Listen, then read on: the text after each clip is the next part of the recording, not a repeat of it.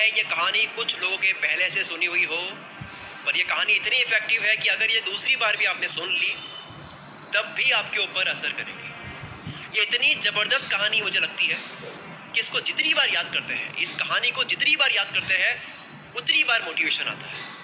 पुराने समय की कहानी है। एक राज्य था।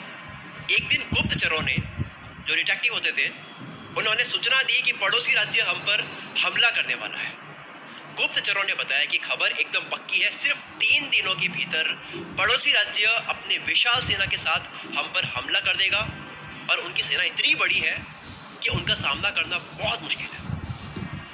राजा बेहद चिंतित हो गया, परेशान हो गया। राजा ने तुरंत सभा बुलाई और सभी लोगों से सलाह मांगी कि अब हम लोगों का मरना तय है। अगर किसी व्यक्ति के पास कोई सॉल्यूशन है, कोई सुझाव है तो बता सकता है, कोई स्ट्रेटजी है तो बता सकता है। राजा के चतुर मंत्री ने कहा, अब जब जान पर बात आ गई है तो इसका एकमात्र उपाय है कि हमें आज ही, अभी ही, इसी वक्त पड़ोसी राज्य पर हमला कर देना चाहिए। राजा बोला, मंत्री जी हमारी सेना बहुत छोटी है, हम उनका मुकाबला कैसे कर पाएंगे? मंत्री बोला, पड़ोसी राज्य अभी युद्ध के लिए तैयार नहीं है, अभी उस राज्य पर हमला कर दें तो वह संभल नहीं पाएंगे और हमारे जीतने की कुछ तो संभावना बनेगी। वैसे भी हम पर हमला होने वाला है, वो इतनी विशाल सेना है, हम यूं ही मरने वाले हैं। वो वैसे भी हमें 3 दिन बाद मारने वाले हैं, तो क्यों ना कुछ ना करने से हम ये कर सकते हैं। राजा को बात थोड़ी अच्छी लग गई। उसने तुरंत अपनी सेना को तैयार होने का आदेश दिया और उस राज्य के नागरिक भी सेना के साथ जुड़कर युद्ध में चले गए। पड़ोसी राज्य जो था, वहां तक पहुंचने से पहले एक पुल पार करना होता था।